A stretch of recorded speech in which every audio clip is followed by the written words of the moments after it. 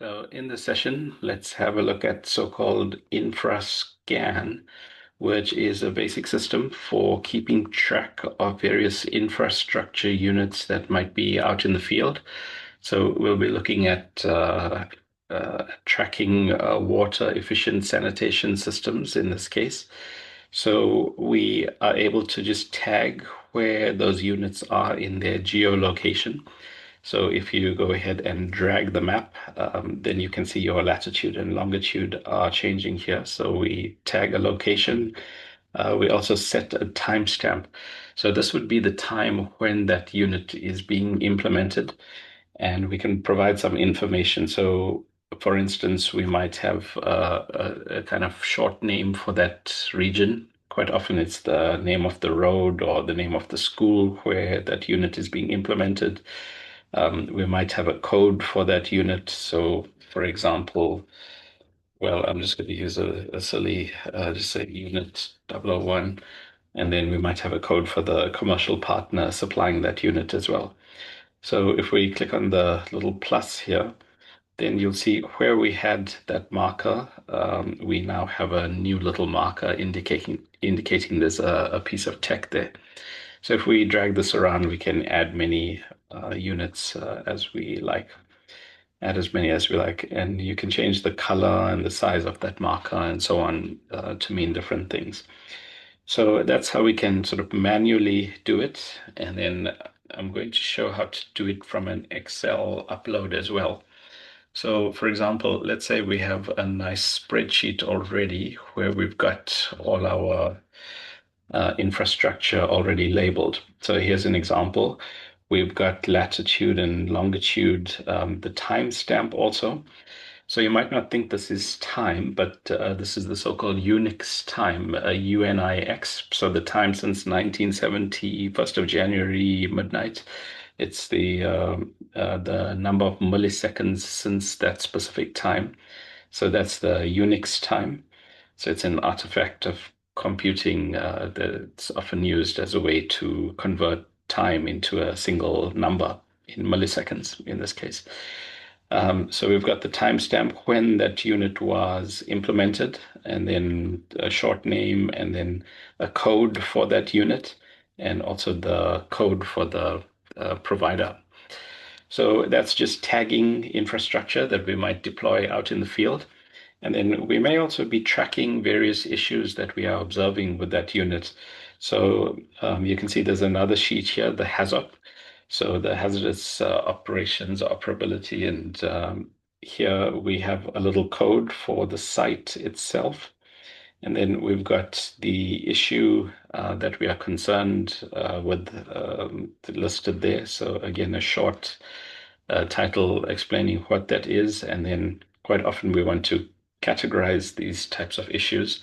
So these are all quite process oriented. Of course, there might be other issues, especially if you have communities that are interacting with these units. So these units out in the field, it's not like a controlled environment, like a chemical process, like a factory type setting. It's some of these units are people are in contact with them, so there are issues that you might classify for that.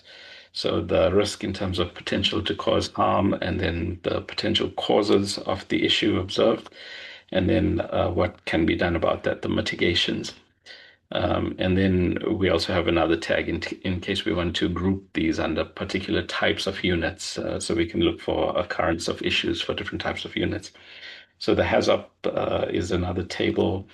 Then we might be monitoring various performance metrics. So, for instance, how often is that unit or what's the usage per month? That might actually mean tons per month or something like that. The amount of water saved, sludge level, color rating, odor rating, all these kinds of things. So you might be monitoring those specifics over time. You might also be taking some measurements. So you might be doing some sampling and taking measurements in the lab and monitoring things like the turbidity and salinity and so on and so forth. So you've got your site here, the timestamp for when you took that measurement and the value of the measurement and the name of the measurement. So all that data. So this is, again, this is fictional data. Don't think, although I'm using semi-real names here. This is all just made up data from 2025, looking forward to about 2030.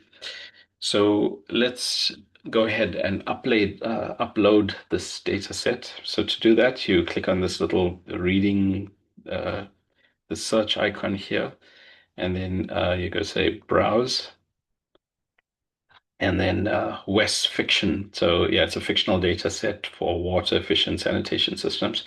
So we choose that, and then you'll see it sort of animates drawing these things over time as they get implemented. So you can increase the duration of these so you get more of an animated effect if you want to show that the units have been spreading out over time, especially if you want to show something like maybe there's an injection of funding to put these units out into the field, and you want to show with this injection of funding that there are more units available in the field, things like that. So you can do that. You can animate showing how these things were implemented in the field. So that's just in terms of showing what's in the field. And then if you click on any one of these, the selector, the map will jump to centralize that unit, and it will also load up information about that unit here. So under our HAZOP, right, if we just reload our HAZOP, you'll see we have 1,000 entries for HAZOP. But if we select one of the sites, and we'll do things over time to add little labels so you can quickly find the unit of interest. Then it shows you, it filters this big list of 1,000 entries to the entries specific to that unit. So it tells us about the types of things to worry about and that we need to do to keep that unit running in the field. So that's tracking the HAZOP, and then the site performance is here as well. So because we clicked on that unit, it's loaded up those performance metrics that we talked about a bit earlier. So it's showing us over time how that unit is performing. And again, if you click on any unit, it's going to load up the information for that unit. So you can see that has changed. So I'm just looking to see if I can find one of the younger ones. So if I go right to the beginning, these were the oldest units. It's taking a bit of time to load there. But the oldest units here have quite a lot of data.